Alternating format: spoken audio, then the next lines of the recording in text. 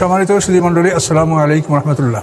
আউযু বিল্লাহি মিনাশ শাইতানির রাজিম। বিসমিল্লাহির রহমানির রহিম। ইয়া আইয়ুহাল্লাযীনা আমানু আনফিকু মিন তাইয়্যিবাতি মা কাসাবতুম ওয়া মিম্মা আখরাজনা লাকুম মিনাল আরদ ওয়া লা তায়াম্মামুল খাবিসা মিনহু তুনফিকুন ওয়া লাস্তুম বিআখিযিহি ইল্লা আন তুগমিদু ফীহি ওয়া'লামু আন্নাল্লাহা গানিয়্যুন হামিদ। সূরাতুল বাকারা আয়াত নম্বর 266। আয়াতের তরজমা। আল্লাহ রাব্বুল আলামিন বলেন, হে ঈমানদারগণ, কাসাবতুম মিনাত তাইয়্যিবাত, অর্থাৎ তোমাদের যে পবিত্র উপার্জন, এই পবিত্র উপার্জন হতে তোমরা আল্লাহর পথে ব্যয় করো। এখানে পবিত্র উপার্জন তাইয়্যিবাতে মা কাসাবতুম, তো এখান থেকে আমরা এটা বুঝে নিতে পারবো, আমরা যে উপার্জন করি সেই জিনিসটা যদি অপবিত্র হয় তাহলে আল্লাহ সেটার থেকে আমাদেরকে ব্যয় করতে বলেন, অর্থাৎ সেটা থেকে জাকাত নেওয়া হবে না। তো অপবিত্র উপার্জন কেমন? মনে করেন একটা লোক 1 টন তামাক উৎপাদন করলো, কেউ 1 টন মাদক দ্রব্য ইনটক্সিকেশন মাদক দ্রব্য উৎপন্ন করলো, এটা তো তাইয়্যিবাত না। তাইয়্যিবাতে মা কাসাবতুম, অর্থাৎ তোমরা তোমাদের পবিত্র উপার্জন থেকে তোমরা আল্লাহর পথে ব্যয় করবে। কেউ মনে করেন একটা শুকরের ফার্ম করছে, সেখানে তো কোটি কোটি টাকার সম্পদ এবং ব্যবসার জন্য করছে, কিন্তু এটা তাইয়্যিবাত না, এই জন্য এইটা থেকে জাকাত গ্রহণ করা হবে না। তো এইভাবে আল্লাহ বলছেন যে অবৈধ বস্তুর থেকে জাকাত গ্রহণ করা হবে না, তাইয়্যিবাত থেকে তোমরা পবিত্র বস্তু যা উপার্জন করেছো এর থেকে তোমরা আল্লাহর পথে ব্যয় করো, অর্থাৎ জাকাত দাও। তো এখানে আরেকটা ব্যাপার আছে যে কোরআন পাকে আল্লাহ খাদ্য গ্রহণ করার ব্যাপার বলেছেন, কুলু মিম্মা রাযাকনাকুম হালালান তাইয়্যিবা। এখানে বৈধ এবং পবিত্র দুইটা শর্ত লাগিয়েছে, আর এখানে কিন্তু হালাল শব্দটা আল্লাহ ব্যবহার করেন নাই।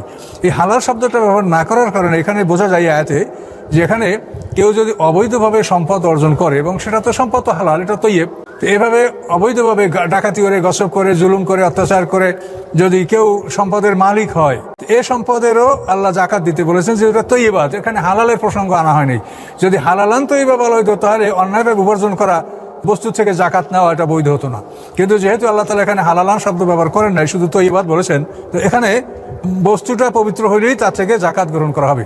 তো এক্ষেত্রে আপনাদের কোনো ঘাবড়াবার কারণ নেই, তার কারণ আল্লাহ তাআলা তার একজন পয়গম্বর আরমিয়া তাকে বলছেন যে তুমি নসিহত করো। তো আরমিয়া বলেন, আল্লাহ আমি কি নসিহত করবো, আমি তো কিছু জানি না। তো বলছে তুমি নসিহত করে দাঁড়িয়ে যাও, আমি তোমাকে বলে দিচ্ছি, সেগুলো তুমি বলো। এইভাবে আরমিয়াকে আল্লাহ তাআলা নসিহত করতে বলেছেন। সেই আরমিয়ার নসিহতের মধ্যে আরমিয়া বলেছেন, অর্থাৎ আল্লাহর বাণী, তো আল্লাহ বলেছেন তুমি সম্পদ ব্যয় করো, এই সম্পদের সওয়াব আমি দিব, কিন্তু তুমি কার সম্পদ ব্যয় করো সেটা তো আমি জানছি, কাজে যার সম্পদ আমি সওয়াব তাকে দিব। কাজে এই জন্য এখানে যে সম্পদ, যেহেতু তাইয়্যিবাত, কেউ অর্থ উপার্জন করছে অন্যায়ভাবে, এটা জাকাত সে দিবে। কারণ এই যে মালিকের মাল, সেই মালিকের হাতে তো মালটা নাই, সেই মালিক তো জাকাতটা দিতে পারছে না। বিষয়টা বোঝেন, কিন্তু গভীর একটা বোঝার বিষয়। এই মালটার যে মালিক, প্রকৃত মালিক, সে তো এটা জাকাত দিতে পারছে না, তার হাতে মালটা নাই। তো এখন এই মালটা গসব করে বা জুলুম করে, অত্যাচার করে যে হস্তগত করেছে, আল্লাহ বলছেন তুমি এটার জাকাত দাও। তাইয়্যিবাতে মা কাসাবতুম, এই মালটা হালাল মাল, পবিত্র মাল, মানে বৈধ মাল, এটা তুমি এটা জাকাত দাও। আল্লাহ বলছেন কিন্তু তুমি কার মাল জাকাত দিচ্ছ, কার মাল ব্যয় করছো, আমি তো জানি, আমি সব তাকে দিব, তোমাকে দিব না। খুব মারাত্মক কথা। তাহলে আমরা আমাদের সকল উপার্জনের জাকাত আমরা দিব। আর কি, অমিম্মা আখরাজনা লাকুম মিনাল আরদ। আর আল্লাহ বলেন আমি তোমাদের উদ্দেশ্যে পৃথিবীর থেকে যে জিনিসগুলি আমি বের করি, পৃথিবীর থেকে আল্লাহ তো সবই বের করেন, মানে যত রকমের খনিজ সম্পদ সব পৃথিবীর থেকে, মাটির থেকে বের হয়, যত রকমের ফসল আদি সব পৃথিবীর থেকে বের হয়। তাহলে এই আয়াতের মধ্যে জাকাতের সমস্ত বিষয়গুলি এই একটা আয়াতের মধ্যে চলে আসছে। এমনি কোরআন পাকে বিভিন্ন ক্ষেত্রে বিভিন্ন অবস্থায় দানের কথা বলা হয়েছে, যেমন খুঁজবেন আমল সাদাকাতান তুতাহিরুহুম তুযাক্কিহিম বিহা ওয়াসাল্লি আলাইহিম ইন্না সালাতাকা সাকানুল, এইসব জায়গায় দানের কথা বলা হয়েছে, কিন্তু এটা জাকাত না। এটা হচ্ছে তারা যুদ্ধে যায় নাই, এই জন্য তাদের ক্ষতিপূরণ হিসেবে তাদের থেকে আল্লাহ সম্পদ গ্রহণ করতে বলেছেন। এবং সেক্ষেত্রে আল্লাহ বলছেন যে তোমরা যারা যুদ্ধে অংশগ্রহণ করো নাই, তবা করছো, তোমরা কেউ, তারা চেয়েছে আমরা সব দান করো, আলোচনা না, অন্তত 3 বেশি তোমরা দান করো না। তো এটা হলো ওই ধরনের দান। আর এখানে এই আয়াতটাই আল্লাহ তাআলার সম্পূর্ণ জাকাতের উপরে এই আয়াতটা বলেছেন, এবং এখান থেকে জাকাতের সব সেকশনগুলি, সব ধারাগুলি এখান থেকে বেরিয়ে আসছে, তোমাদের উপার্জন। আর 2 নম্বর হলো ওমা আখরাজনা লাকুম মিনাল আরদ, আমি পৃথিবী থেকে তোমাদের জন্য যা বের করি, অর্থাৎ খনিজ সম্পদ, তেল, গ্যাস, সোনা রূপা, জিপসাম, তারপরে এই অন্য অন্য যত সম্পদ, এগুলো সব মাটির থেকে বের হচ্ছে।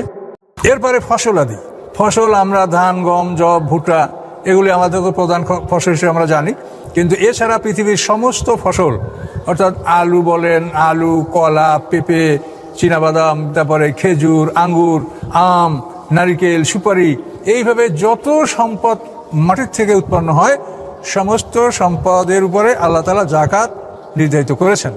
তো এখানে এখন আমরা এটার মানে ব্যাখ্যায় আসি ও সামনে আয়াতে তো বাকি দিয়েছে আল্লাহ ওলা তায়াম্মামুল খাবিসা মিনহু তুনফিকুন, যে তোমরা ব্যয় করার ক্ষেত্রে নিকৃষ্ট জিনিস ব্যয় করো না। মানে জাকাত দিবা যেটা তোমার পছন্দ না, যেটা খাবারটা ভালো না, যেটা 1 নম্বর না, যেটা 2 নম্বরও না, 3 নম্বর, তোমরা এই 3 নম্বর মাল গরিবকে দিবা। আল্লাহ বলছেন তোমরা খারাপ মাল দেওয়ার ইচ্ছা পোষণ করো না। অথচ লাস্তুমবে আকিজি ইল্লান তুকমিদুহি, অথচ এই মাল যদি তোমাদেরকে দেওয়া হতো তাহলে তোমরা মাথা নত করে অসন্তুষ্টি সহকারে তোমরা এই মালটা গ্রহণ করতে, হাসি মুখে খুশি হয়ে তোমরা এই মালটা গ্রহণ করতে না। তো যে মালটা তোমরা নিজেরা হাসি মুখে খুশি মুখে গ্রহণ করতে না, এমন মাল তোমরা জাকাতে দান করো না। জেনে রাখো আল্লাহ তাআলা ধনী, আল্লাহ তাআলা প্রশংসিত। আল্লাহ তোমাদেরকে জাকাত দিতে বলেছেন, এর অর্থ এই নয় যে আল্লাহর কিছু নাই। এটা তোমাদের কল্যাণের জন্যই আল্লাহ তোমাদেরকে দিতে বলছেন, তোমাদের মালকে পবিত্র করার জন্য তোমাদেরকে আল্লাহ দিতে বলছেন। জাকাত দেওয়ার পরে অবশিষ্ট মাল যেটাকে বাকিয়াতুল্লাহ বলা হয়েছে কোরআন পাকে, বাকিয়াতুল্লাহ মানে আল্লাহর অবশিষ্ট, অর্থাৎ তুমি দিয়ে থুয়ে যেটা তোমার কাছে থাকবে এটা হলো বাকিয়াতুল্লাহ। এই বাকিয়াতুল্লাহটাকে আল্লাহ বলছেন উত্তম। আর যদি তোমরা জাকাত বের না করো তাহলে জাকাত মালের ময়লা, সেটা তোমাকে এমন করবে যে তোমার সমস্ত মালটাকে দূষিত করে ফেলবে। তোমার শরীরে যদি কোনো একটা ফোড়া থাকে, টিউমার থাকে, সেটা যদি তুমি শরীর থেকে পৃথক না করো, অপারেশন করে সেটাকে শরীর থেকে তুমি যদি দূর না করো, তাহলে ওটার কারণে যেমন তোমার সমস্ত শরীর রক্তটা তোমার মানে বিষাক্ত হয়ে যাবে এবং ক্যান্সার ভুক্ত হয়ে যাবে, ঠিক তেমনি তুমি যদি জাকাতের মালটা জাকাত থেকে পৃথক না করো তো জাকাত মলের ময়লা, এই ময়লায় তোমার সমস্ত মালটাকে ময়লায় পরিণত করবে। কাজে এই জন্য জাকাত দেওয়ার ক্ষেত্রে আল্লাহ রসুল বলেছেন যে তোমরা 1 নম্বর মাল থেকেও জাকাত দিবে না, 3 নম্বর থেকেও না, মধ্যম যেটা তোমার এই মাল থেকে তোমরা জাকাত দিবে। আর জাকাতের বিষয়টা যেন ধনীরা মনে না করেন যে আমরা একটা এহসান করছি গরিবের প্রতি বা গরিবের প্রতি আমরা সহানুভূতি দেখাচ্ছি, এটা না। কিন্তু জাকাতের বিষয়টা আপনাকে বুঝতে হবে, এটা হলো আল্লাহ তাআলা আপনার কাছে এক শ্রেণীর মাল আমানত রেখেছেন। এক শ্রেণীর মানুষ এমন যারা নিজেদের মাল সংরক্ষণ করতে জানে না, অর্থ সংরক্ষণ করতে বোঝে না, এই ধরনের এক শ্রেণীর মানুষের সম্পদকে আল্লাহ তাআলা তোমরা জ্ঞানী তোমাদের কাছে জমা রেখেছেন এবং বলেছেন যে এটা তোমরা প্রাপকদের কাছে যথাযথভাবে পৌঁছিয়ে দাও। তো জাকাত দেওয়ার ব্যাপারটা আপনি কিছু ভালো কাজ করছেন বা আপনি এটা এহসান করছেন, কারণ এটা না, এটা এহসান না, এটা হচ্ছে আল্লাহ আপনার উপরে এটা চাপিয়ে দিয়েছেন। আল্লাহ এটা আপনার উপরে মানে গরিবের সম্পদ একটা অংশ আপনার মধ্যে আল্লাহ তাআলা আমানত রেখেছেন এবং আল্লাহ বলেছেন ইন্নাল্লাহা ইয়া'মুরুকুম আন তু'আদ্দুল আমানাতি ইলা আহলিহা, আমানাতকে তুমি তার আহলের কাছে পৌঁছিয়ে দাও। কাজে এটা হচ্ছে আমানত। কাজে আপনি কি করে নিকৃষ্ট জিনিস দেওয়ার ইচ্ছা পোষণ করতে পারেন? আল্লাহ কি আপনার কাছে নিকৃষ্ট মাল আমানত রেখেছেন? কাজে এই জন্য এই জাকাত দেওয়ার ক্ষেত্রে মধ্যম শ্রেণীর মাল আল্লাহ রসুল দিতে বলেছেন। গরুর, ছাগল, ভেড়া, ফসল আদি সব জিনিস থেকেই, খেজুর, আঙ্গুর, বেদানা সমস্ত ফসলের মধ্যম শ্রেণীর মাল থেকেই জাকাত আদায় করতে বলা হয়েছে। এখন আমরা এই জাকাতের ব্যাখ্যায় আসি। তৈয়বাতে মা কাসাবতুম মানে উপার্জন করা সম্পদ, যে মালগুলি দ্বারা সাধারণত আমরা জীবনযাপন করি, দৈনন্দিন জীবনে যে অর্থ করি আমরা ব্যবহার করি, তো এগুলির মধ্যে দেখেন সোনা রূপা, এই স্বর্ণ এবং রৌপ্য, তো এর সাথেই টাকা, মানে টাকাটা মানেই স্বর্ণ এবং রৌপ্য। টাকা তো একটা মানে এটা একটা স্লিপ, আমরা যে কাগজটা ব্যবহার করি এটাকে বলে প্রতীক মুদ্রা, মানে এটা একটা স্লিপ সরকারের, ওই টাকার গায়ে লেখা আছে দেখেন চাইবা মাত্র আমি মালিককে দিতে বাধ্য থাকবো, এই লেখা গভর্নর, ব্যাংকের গভর্নর সই করে দিয়েছে যে এই যে তোমাকে একটা কাগজ দিলাম এইটার দাম 1000 টাকা।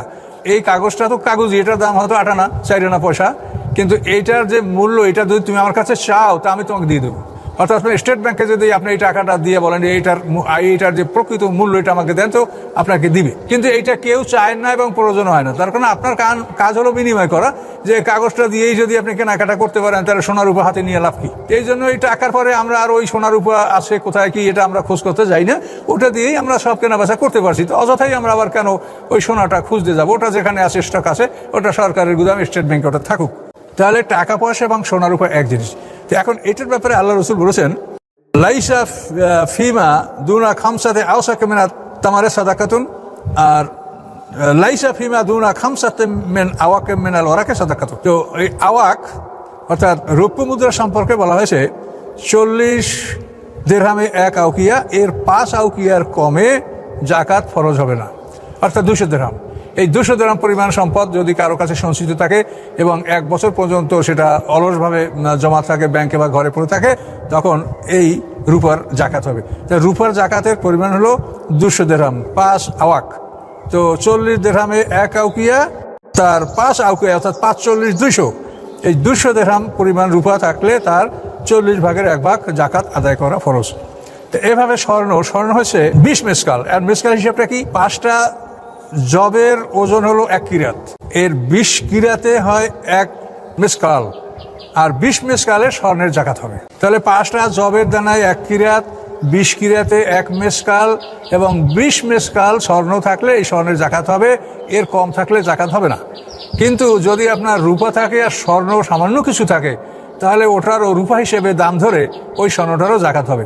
আর যদি রূপা আপনার কাছে মোটেও না থাকে, তো সেক্ষেত্রে আপনার 20 মেসকাল স্বর্ণ না হওয়া পর্যন্ত, যেটাকে আমাদের ইংরেজি মাপে 7.5 তোলা বলা হয়, এই 7.5 তোলা পর্যন্ত না হলে আপনার জাকাত হবে না। সেই স্বর্ণটা আপনার ব্যবহারের জন্য হোক, অন্য কোনো কিছুর জন্য হোক, যে কোনো অবস্থায় যদি 7.5 তোলা স্বর্ণ আপনার কাছে থাকে, তাহলে 1 বছর পরে এই স্বর্ণের 40 ভাগের 1 ভাগ জাকাত দিতে হবে।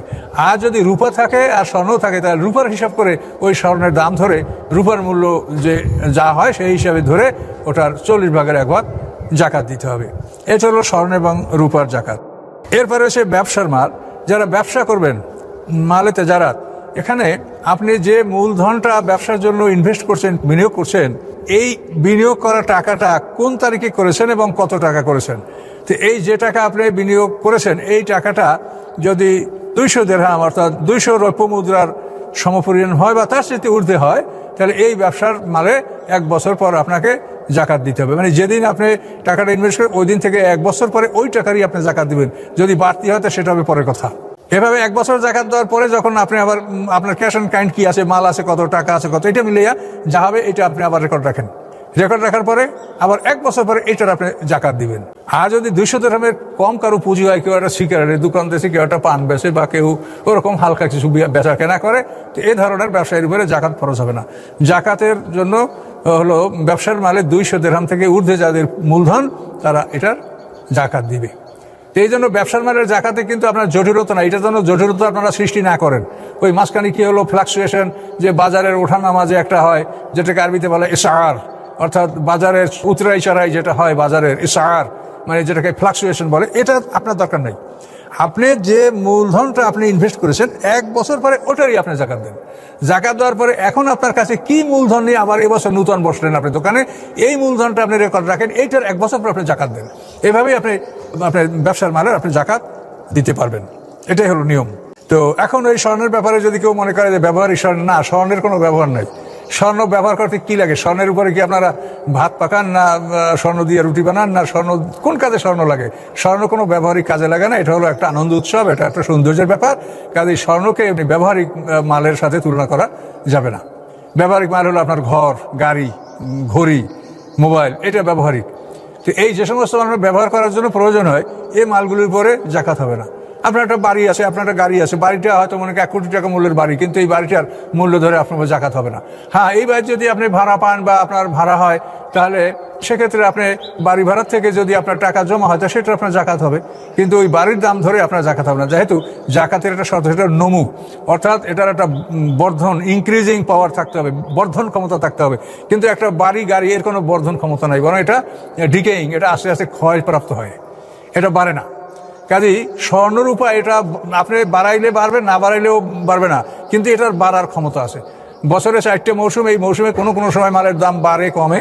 কাজে এই স্বর্ণরূপাকে আপনি ব্যবসায় ইনভেস্ট করবেন, তখন নিশ্চয়ই বছরে কোনো না কোনো সময় এতে আপনি লাভের দিকে আপনি যাবেন। কাজে এটা নমু, অর্থাৎ বর্ধন ক্ষমতা এই স্বর্ণরূপ এটার মধ্যে আছে। তবে জাকাত হওয়ার জন্য সত্য সামানিয়াত, অর্থাৎ সেটা সোনার উপর সমপর্যায়ের মাল হতে হবে, সেটার মধ্যে বর্ধন ক্ষমতা থাকতে হবে, সেটা মালে তেজারাত হতে হবে, এগুলি বলা হয়েছে। তো এখানে আমরা বাড়িঘরের ব্যাপারে আপনার জাকাত হবেন, এটা আপনি নিশ্চিত হয়েছেন। হ্যাঁ, কিন্তু একটা বিষয় আছে, যারা জমি বিক্রয়ের জন্যই কিনে থাকেন, তাহলে এটা ব্যবসার মাল হয়ে গেল। আপনি জমি কিনছেন থাকার জন্য না, বসবাস করার জন্য না, কিনছেন আপনি ব্যবসার জন্য। তা জমি যদি আপনি ব্যবসার জন্যই কেনেন এবং এটা যদি তার ব্যবসা হয়, তো এই যে সম্পদটা আপনি দিয়ে জমিটা কিনলেন, এটা আপনার একটা মানে ব্যবসার মাল। তখন যে তারিখে আপনি জমি কিনলেন ওই তারিখ থেকে এটা হিসাব করে প্রতি বছরে ওই টাকার আপনি জাকাত দিতে হবে। আর যতক্ষণ জমি না বিক্রি করবেন ততক্ষণ পর্যন্ত ওই বর্ধিত টাকার জাকাত আপনার হবে না। যেহেতু আপনি ওই জমিটা কিনেছেন বিক্রির জন্য, কাজে এটা ব্যবসার মালে পরিণত হলো। কাজে এই জন্য ওই টাকাটা আপনি যতদিন ওই জমি বিক্রি না করবেন ততদিনই ওই টাকার উপরে আপনার জাকাত চলতে থাকবে। আর জমি যখন বিক্রি করবেন, বিক্রি করার পর যে টাকা হবে, এই টাকা যদি আবার আপনার হাতে 1 বছর সঞ্চিত থাকে, তাহলে ওই বর্ধিত টাকার উপরে জাকাত হবে। কাজে এই জন্য জমির ব্যবসা করার জন্য যদি জমি কেনা হয়, এটা মালে তেজারাতের মধ্যে ঢুকে গেলে এটা আপনি বুঝতে পারছেন। কাজে এই জন্য এইসব বিষয়ে সতর্ক হয়ে জাকাত আদায় করতে হবে। আচ্ছা, এরপরে আসেন মিম্মা আখরাজান লাকুম মিনাল আরদ। এর মধ্যে আছে আপনার খনিজ সম্পদ। খনিজ সম্পদ সম্পর্কে আল্লাহ রাসূল বলেছেন, আফিল মাদেন ওয়ার রিকাজ আল খুমুস।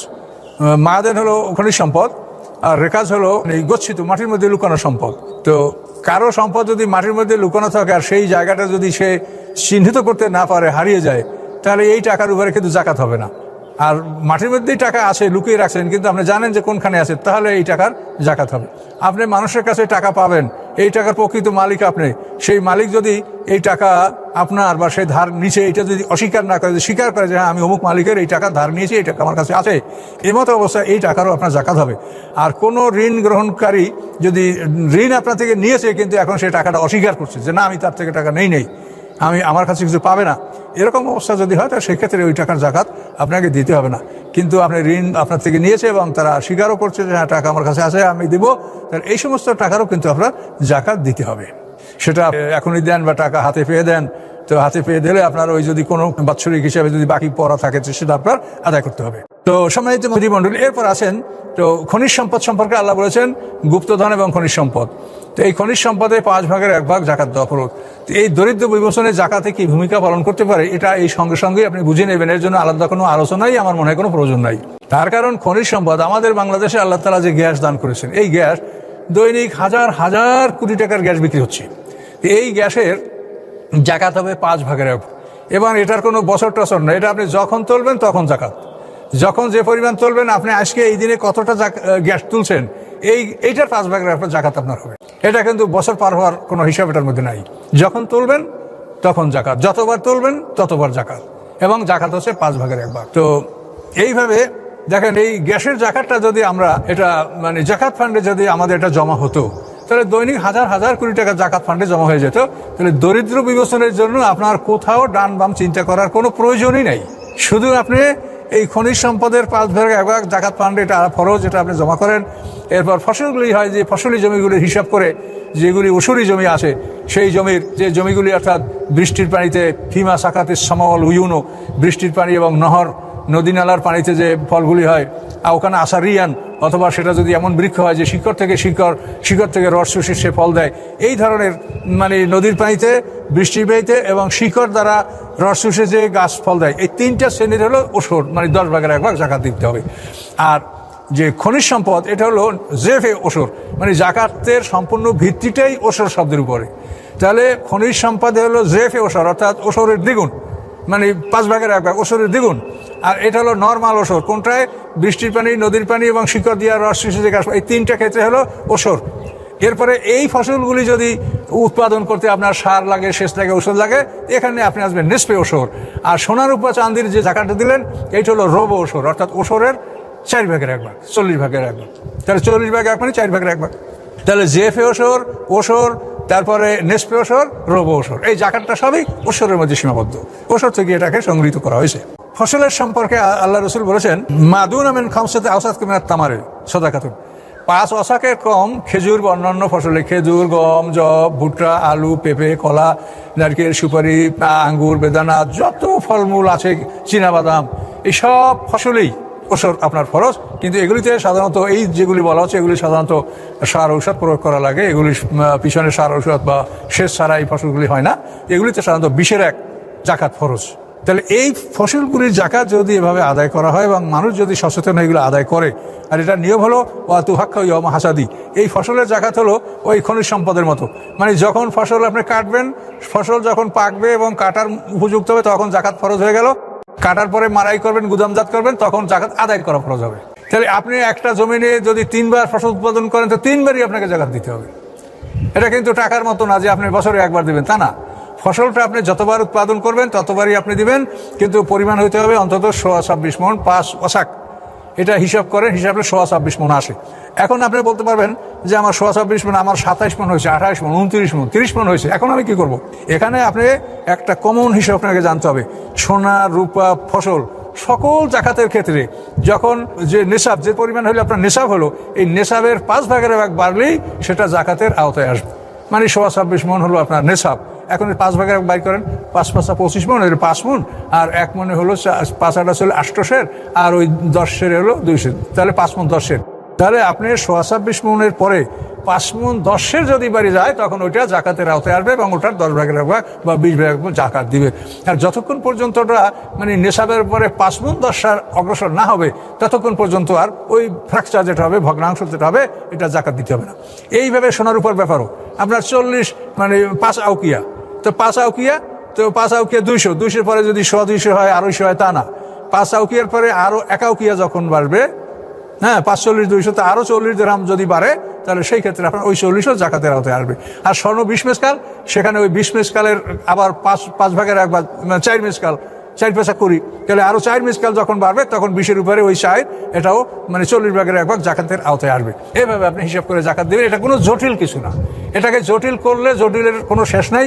এই জন্য ওই ইমামদের অনেক কথাবার্তা, অনেক জটিলতা, এগুলা কিন্তু আমি বর্জন করেছি। আপনার ভালো মনে করলে আপনারাও বর্জন করে সহজভাবে মানুষকে এটাকে বলেন, তাহলে মানুষরা গ্রহণ করতে পারবে। আর এটা যদি ইমামদের মাসলাম মাসাইল জড়াইয়া আমরা একটা ভয়ঙ্কর অবস্থা সৃষ্টি করে বলি, তো মানুষের এটা বুঝতে পারবে না, আমলও করতে পারবে না। তো আল্লাহ তাআলা উদ্দেশ্য, আল্লাহ সবসময় তিনি ওয়ালাকাদ ইয়াসসারনাল কুরআন লিযিকরি ফাহাল মুদ্দাকির, আল্লাহ বলেন আমি এই কোরআনকে সহজ করে দিয়েছি উপদেশ গ্রহণকারীদের জন্য। কাজে এগুলো তো সব কোরআনেরই কথা, এগুলো তো আমরা নিজেরা কিছু বলিনি, সব কোরআনে বলা আছে কথাগুলি। মিম্মা আখরাজনা লাকুম মিনাল আরদ। এখন আপনি বলেন চীনাবাদাম কি জমি থেকে আপনি পান নাই? কলা আপনি জমি থেকে পান নাই? আলু জমি থেকে পান নাই? তো আল্লাহ বলছেন আমি জমি থেকে যা বার করি এটা তোমরা জাকাত দিবা। কিন্তু এটার জন্য আপনার আবার কোন কিতাব খুঁজতে হবে বলেন? আল্লাহর কোরআনেই তো বলা আছে, আল্লাহর কোরআন থেকে খুঁজে বের করেন। এই অভ্যাসটা আপনারা যদি আলেম ওলামা করেন এবং এইভাবে মানুষকে বলেন, তো বিষয়টা হবে সহজ। আর যদি আপনারা ওই কিতাবে যান, তাহলে জিনিসটা জটিল হবে। এখন আমার কিছু করার নাই, এটা আমি আপনাদের অনেকের চাইতে অনেক বয়স্ক মানুষ হিসেবে এটা পরামর্শ দিলাম যে আপনারা কোরআন থেকে জিনিসটা বের করলেই দেখবেন সোজা। যেহেতু আল্লাহ বলছেন ওয়ালাকাদ ইয়াসসারনাল কুরআন লিযিকরি ফাহাল মুদ্দাকির। এখন দেখেন বিষয়টা আপনার কত সোজা। আপনি যদি বলেন যে চীনাবাদামের বেতন জাকাত দিতে কোন হাদিসে আছে, তাহলে এই হাদিস খুঁজে আপনি পাবেন না, কোনো হাদিসে হয়তো পাবেন না, কিন্তু আপনি কোরআনে পাবেন। কোরআনে কি বলছে? আখরাজনা লাকুম মিনাল আরদ, পৃথিবী থেকে আমি তোমাদের জন্য যা বের করেছি। এখন চীনাবাদাম কি আপনি আসমান থেকে পেয়েছেন? তাহলে চীনাবাদাম তো মাটির থেকে আপনি তুলেছেন। আল্লাহর কোরআনে এটা আছে। এটা যদি বলেন যে কোন হাদিসে আছে, তাহলে এর হাদিস হয়তো আপনি খুঁজে পাবেন না, এর সারা জীবন খুঁজেও পাবেন না যে চীনাবাদামের জাকাত দিতে হবে, কাজে এভাবে আপনারা জাকাত দিবেন না। কারণ এই ধরনের চিন্তা ভাবনার জন্য আপনাদের মস্তিষ্কে না থাকে, আপনারা কোরআনকে বোঝার চেষ্টা করেন। এই যে আমি একটা আয়াত আপনাদেরকে পড়লাম, এই আয়াতটা আপনারা ভালো করে পড়েন, আমার তাফসিরে পড়েন, অন্যের তাফসিরে পড়েন, পড়ে এটা ভালো করে বোঝেন যে এখানে কি বলা হয়েছে। তবে পূর্ববর্তীদের যে লেখা তাফসির, সেই সব তাফসিরে আমি এই যে কথাগুলি বলছি, এগুলি হয়তো লেখা নাই। কাজেই আমি লিখেছি, আমার সেটা আরো ভালো লিখবে মানুষ, এটা আমি আশা করি। তার কারণ পৃথিবীর জ্ঞান বিজ্ঞান যখন আরো অগ্রসর হবে, তখন মানুষ অনেক অজানা অবজার জিনিস তারা বুঝতে সক্ষম হবে। তো এখানে এই জাকাতের বিষয়টা বোঝার জন্য কিন্তু আপনাদের কোনো জটিলতা নাই আমি মনে করছি। যেহেতু আল্লাহ বললেন, একটা বললেন আনফিকু মিন তয়্যিবাতি মা কাসাবতুম, তোমরা যা অর্জন করো, উপার্জন করো, আর অন্যটা বললেন পৃথিবী থেকে যে আমি উৎপাদন করি। তো সেখানে আপনি খুঁজতে যাবেন না যে কলার বা ওসর আছে এটা কোন কিতাবে আছে, এটা যদি আপনি খুঁজতে যান যে এটা কোরআনের সাথে বেয়াদবি করা হবে। যেহেতু কোরআন বলছে মিম্মা আখরাজনা লাকুম মিনাল আরদ, তো কলা কি আপনি মাটি থেকে পেয়েছেন না অন্য জায়গায় শূন্যের উপরে চাষ করেছেন কলা? কাজে এই জন্য এই কথাগুলি আপনি কোরআন থেকেই ধরে নেবেন, যেগুলো কোরআনেই বলা আছে এবং কোরআনেরই আদেশ। এই জন্য আপনি হাদিস খুঁজতে যাবেন না। হাদিস খুঁজতে গেলে কিন্তু আপনি পাবেনও না, আর সমাজে একটা জটিলতা সৃষ্টি করবেন। এই আলেমরা কি কোন হাদিসে পাই না, হাদিসে পাওয়ার আপনার দরকার নেই, আপনি কোরআনে পাইছেন কিনা সেটা বলেন। তো এভাবেই আপনারা এই বিষয়গুলি জাকাত দিতে হবে এবং ব্যাপকভাবে এই কথাগুলি এভাবেই বুঝিয়ে বলার চেষ্টা করেন। বা আমার চাইতেও যদি ভালোভাবে আপনারা বলতে পারেন তাও বলেন, কিন্তু আমার জ্ঞান অনুসারে আমি এটা বলছি যে আপনারা এভাবে মানুষকে বুঝিয়ে বলেন, যে জন্য আপনাদের হাদিস খুঁজতে হবে না যে চীনাবাদামের ওষুধ এটা কোন হাদিসে আছে। এটা খুঁজলে কিন্তু এটা বেয়াদবি হবে। এটা কোরআনে সরাসরি বলা আছে ওয়ামিম্মা আখরাজনা লাকুম মিনাল আরদ, যে আমি পৃথিবী থেকে যে জিনিসটা তোমাদের উৎপাদন করেছি সেটা তোমরা জাকাত দাও, সেটা তোমরা আনফিকু, ওই যে আনফিকু আদেশ, মানে যেটাকে বলা হয় আমরের শিগা, ইম্পারেটিভ সেন্টেন্স, এখানে আদেশ করা হয়েছে যে তোমরা এই সব বিষয়গুলির জাকাত তোমরা দিবা। শুধুমাত্র জ্বালানি কাঠ এবং পশুর খাবারে জাকাত হবে না, এছাড়া সমস্ত উৎপাদনে, পৃথিবীর সমস্ত উৎপাদনে জাকাত হবে। এবং এই ফসলগুলির জাকাত সম্বন্ধে কোরআনে বলা আছে ওয়াতু হাক্কাহু ইয়াওমা হাসাদি, ফসল কাটার দিনেই তোমরা এই জাকাতটা দাও। এবং জাকাত কাকে দিবে সেজন্য কোরআনে স্পষ্ট একটা খাত বলা আছে, ইন্নামা সাদাকাতুল ফুকারা ওয়াল মাসাকিনা ওয়াল আমিলিনা আলাইহা ওয়াল মুআল্লাফাতি কুলুবুহুম ওয়া ফির রিকাবি ওয়াল গারিমিনা ওয়া ফি সাবিলিল্লাহ ওয়া সাবিল। এই 8টা খাতে আপনাকে জাকাত দিতে হবে। তো 8টা খাত আপনি খুঁজে পাবেন কি পাবেন না সেটা নয়, এই খাতগুলির মধ্যে থেকে যে কোনো একটা দুটা খাতের মানুষ পাওয়া গেলেই আপনি তাদের মধ্যে জাকাতটা আপনি দিতে পারবেন। এই জন্য 8টা খাত আপনাকে খুঁজতে হবে না, আর প্রয়োজনও নাই। আর 8টা খাত খুঁজলে আপনি পাবেনও না, তার কারণে আমিলিন আলাইহা যেটা বলা আছে, এই খাত ইসলামী রাষ্ট্র না হওয়া পর্যন্ত এই খাত সৃষ্টি হবে না। কাজে এই জন্য জটিলতা আছে, আমরা ওই জটিলতার দিকে যাবই না। ওই জটিল মশলাগুলো আমার যেটা প্রয়োজন হবে না ওটা আমি বলছি না। এখানে শুধু সহজ যে এখানে যে 8টা খাত বলছে, এই খাতের মধ্যে আপনি 1-2 শ্রেণী 2-3 শ্রেণী যা পান এদের মধ্যে আপনি জাকাত দেবেন। তো ফুকারা ওয়াল মাসাকিন ওয়াল আমিলিন আলাইহিম ওয়াল গারিমিনা। গারিমিনা হলো যারা ঋণগ্রস্ত। একটা লোক যদি ধনী হয়, তারপর যদি সে বিপুল অর্থ ঋণগ্রস্ত হয়ে পড়ে, তার নিজের সম্পদ আছে কিন্তু সম্পদের চাইতে বেশি সে ঋণ, এরকম ঋণগ্রস্ত ব্যক্তিকে জাকাত ফান্ড থেকে সাহায্য করা যাবে। গারমিনা অফিস সাবিলিল্লাহ। এরপর হলো আল্লাহর রাস্তা। তো এই অফিস সাবিলিল্লাহ এই খাতটা হলো একটা কমন। আল্লাহর রাস্তা হলো জিহাদ ফি সাবিলিল্লাহর জন্য যারা ঘোড়া কিনবে, অস্ত্র কিনবে, তলোয়ার কিনবে, বর্ম কিনবে, তাদেরকে থেকে দেওয়া যায়। অফিস সাবিলিল্লাহ খাস থেকে যে সমস্ত এতিম মিসকিনদের শিক্ষা প্রতিষ্ঠান, যেখানে এতিম মিসকিনরা খায় এবং তাদেরকে ভরণ পোষণ দেওয়া হয়, এই সমস্ত প্রতিষ্ঠানে অফিস সাবিলিল্লাহ খাত থেকে জাকাতের এই অংশ থেকে তাদেরকে দেওয়া যাবে। অফিস সাবিলিল্লাহ খাস থেকে এমন হাজিকে দেওয়া যাবে যে যৌবনকালে তার হজ ফরজ হয়েছিল, অনেক অর্থ করেছিল, সে হজ করে নাই, এখন বৃদ্ধ বয়সে তার হজ করার মতো অর্থ করি নাই, এখন সে অসহায় হয়ে পড়েছে। এইরকম হজযাত্রীকেও অফিস সাবিলিল্লাহ খাত থেকে এই জাকাত ফান্ড থেকে তাকে সাহায্য করে হজে পাঠানোর ব্যবস্থা করার জন্য আল্লাহ তাআলা বিধান রেখেছেন।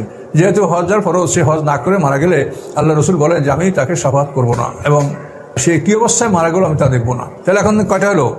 ফুকারা ওয়াল মাসাকিন ওয়াল আমিলিন আলাইহিম ওয়াল রেকাবে। এই রেকাবটা মাঝখানে, রেকাব হলো দাসত্ব মোচন। দাসত্ব মোচনের উদ্দেশ্যে আপনার এই জাকাত ফান্ড থেকে অর্থ ব্যয় করা যাবে। মুসলমানরা যখন ধর্মযুদ্ধ করে, এই ধর্মযুদ্ধে মুসলমানদের হাতে ইহুদি খ্রিস্টান বিধর্মী যারা বন্দী হয়, এই বন্দীদের ব্যাপারে শরীয়তে 4টা বিধান রাখা হয়েছে। এদেরকে হত্যা করা যায়, এদেরকে দাস দাসীতে পরিণত করা যায়, এদেরকে অর্থের বিনিময়ে টাকার বিনিময়ে মুক্তিপণ নিয়ে মুক্ত করা যায়, এদেরকে সাধারণ ক্ষমা করে দেওয়া যায়। এই 4টে বিধান আল্লাহ রেখেছেন শরীয়তে। তো এখন এই মুসলমানদের হাতে সকল বিধর্মীরা বন্দী এসে গনিমতের মাল হিসেবে তারা বিভিন্ন মানুষের কাছে বন্টন হওয়া অবস্থায় তারা বিভিন্ন মানুষের দখলে চলে গেছে। এই দাস দাসী এরা যদি ইসলাম গ্রহণ করে, বা এরা যদি ভালো হয়, বা এরা যদি মুক্তি লাভ করতে চায়, মালিককে বলে যে আমাকে মুক্তি করেন, মালিক যদি বলে তোমাকে 10,000 টাকা তুমি দাও, তোমাকে মুক্ত করে দেবো, এখন ওই দাস বা দাসী তার পক্ষে 10,000 টাকা সংগ্রহ করা এটা তো কঠিন ব্যাপার। তখন জাকাত ফান্ড থেকে ওই ব্যক্তিকে যে নিজের মুক্তির জন্য মনিবকে টাকা দিতে হবে, এমন ব্যক্তিকে জাকাত ফান্ড থেকে সাহায্য করা, এটার নাম হচ্ছে রেকাব। রাকাব শব্দ অর্থ, রাকবুন শব্দ অর্থ গর্দান, ঘাড়। এ থেকে রেখা অর্থাৎ গর্দান মুক্ত করা, অর্থাৎ দাসত্ব মোচন। এই দাসত্ব মোচনের উদ্দেশ্যে জাকাত ফান্ড থেকে অর্থ ব্যয় করা যাবে। তো এখন তো পৃথিবীতে দাসত্ব এটা নাই। পৃথিবীতে আমেরিকা, আব্রাহাম লিঙ্কন থেকে আরম্ভ করে আস্তে আস্তে পৃথিবী থেকে দাস ব্যবসাটাকে রহিত করা হয়েছে, এবং ব্রিটিশ কলোনি এবং আমেরিকা এই সব জায়গা থেকে দাসপ্রথাকে নিরুৎসাহিত করা হয়েছে এবং এটাকে বন্ধ করা হয়েছে। এখন পৃথিবীতে এই দাসপ্রথাটা নেই বললেই চলে। কিন্তু আল্লাহ আইন রেখেছেন, আল্লাহর আইন কখন কোন সময় কোন কাজে লাগবে সেটা আল্লাহই ভালো জানেন।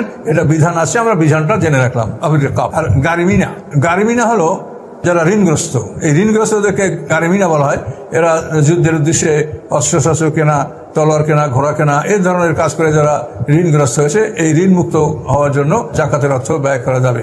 এখন দেখেন, ফুকারা ওয়াল মাসাকিন ওয়াল আমিলিন আলাইহিম মুআল্লাফাতুকুলুবুহুম ফি রিকাবে ওয়াল গারিমিনা। রিকাব হলো দাসত্ব মোচন, গারিমিনা হলো ঋণগ্রস্তদেরকে সাহায্য করা, অফি সাবিলিল্লাহ হলো ওই আল্লাহর রাস্তায়, অর্থাৎ যুদ্ধে, জিহাদে, এতিম মিসকিন, তারপর ওই অপারগ হাজিদেরকে অফি সাবিল। এরপরে ইবনে সাবিল, মুসাফির, যারা ভ্রমণ করতে করতে প্রতিমধ্যে তাদের সবকিছু ফুরিয়ে গেছে, তাদের সম্পদ ডাকাতি হয়ে গেছে বা চুরি হয়ে গেছে বা হারিয়ে গেছে, এই সমস্ত মুসাফির, যদিও বাড়িতে তারা ধনী কিন্তু চলার পথে এখন তাদের কোনো অর্থ নাই, এদেরকে জাকাত ফান্ডের থেকে সাহায্য করা যাবে। আপনাদের হাতে এরকম লোক যদি, এখন অবশ্য পৃথিবীটা অন্যরকম হয়ে গেছে, তারপরও আল্লাহ তাআলা বিধান রেখেছেন যে মুসাফির ব্যক্তি, সফরকারী ব্যক্তি যদি কোনো অবস্থায় তার সফরের সম্বল হারিয়ে যায়, তখন তাকে জাকাত ফান্ড থেকে সাহায্য করা যাবে। এই 8 টাকাতে জাকাত ব্যয় করার জন্য বলা হয়েছে। তাহলে 5 টাকা থেকে আদায় করা ফরজ, 8 টাকাতে ব্যয় করা ফরজ। এখন 8 টাকাতের মধ্যে সকল খাত যদি আপনি না পান, কোনো খাত আপনার থেকে উপস্থিত থাকে, তাহলে আপনি যে কটা খাত পান সেই কটা খাতের মধ্যেই আপনার জাকাতটা আদায় করে দিলে জাকাত আদায় হবে। এভাবে আপনি জাকাত আদায় করতে পারেন। একই সঙ্গে একটা লোককে এমন পরিমাণ জাকাত দেওয়া যাবে না যেই পরিমাণ জাকাত দিলে পরে তার উপরে আবার জাকাত ফরজ হয়ে যায়। এটা ফরজ হবে না, তার কারণ আপনি তাকে বেশি টাকা দিলেও জাকাত ফরজ হতে 1 বছর সময় লাগবে। 1 বছরের মধ্যে অবশ্যই টাকা সে ব্যয় করে ফেলবে, কাজে এই জন্য এটা জাকাত ফরজ হওয়ার সম্ভাবনা থাকে না। তারপর এটা বিধান রাখা হয়েছে যে জাকাত দেওয়ার ক্ষেত্রে এগুলি লক্ষ্য করতে হবে, জাকাতের মালের উসিলে আবার যেন কেউ জাকাত দাতার মধ্যে গণনা হয়। তো এইভাবে আল্লাহ তাআলা আমাদেরকে জাকাত পরিশোধ করতে বলেছেন, এবং আপনাদেরকে হিসাব রাখতে হবে যে কোন টাকাটা কোন দিন আপনি জমা করলেন। যে টাকাটা আপনি যেদিন জমা করছেন এটা আপনাকে হিসাব রাখতে হবে। হিসাব রাখবার যে টাকাটার উপরে আপনার বছর পার হয়ে গেছে ওই টাকাটার উপরে আপনার জাকাত হবে।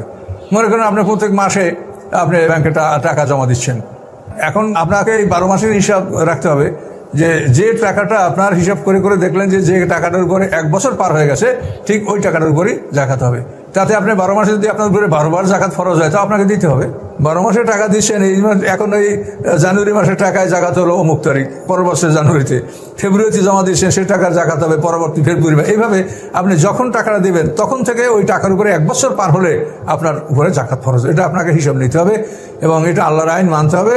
কাজে আল্লাহ যা আইন করেছেন গুরুত্ব সহকারে এগুলো বিবেচনা করতে হবে। এখানে এগুলো কষ্ট আপনাদের করতে হবে, বিনা হিসাবে এগুলো কিছু করা যাবে না। তো এভাবে আপনারা জাকাত পরিশোধ করার চেষ্টা করবেন। সাধারণত মানুষরা রমজান মাসে জাকাত পরিশোধ করে, যে জাকাতে রমজান মাসে আল্লাহ তাআলা প্রত্যেকটি নেক আমলে 70 গুণ সওয়াব দেওয়ার কথা ঘোষণা করেছেন, আল্লাহ রসুলের মুখে আমরা শুনতে পাচ্ছি। আর আল্লাহ তো দেওয়ার জন্যই আসেন, কাজে এগুলো তো অবিশ্বাস করার কিছু না। আল্লাহ তো অফুরন্ত নেয়ামত আমাদেরকে দেওয়ার জন্যই তিনি আসেন, কাজে তিনি দিবেন। তো এই জন্য আপনারা সম্ভব হলে জাকাত এভাবে দিবেন। মনে রাখবেন, পিতামাতা সন্তানকে জাকাত দিতে পারে না, সন্তান পিতামাতাকে জাকাত দিতে পারে না, স্বামী স্ত্রীকে জাকাত দিতে পারে না, স্ত্রীর স্বামীকে জাকাত দিতে পারে না।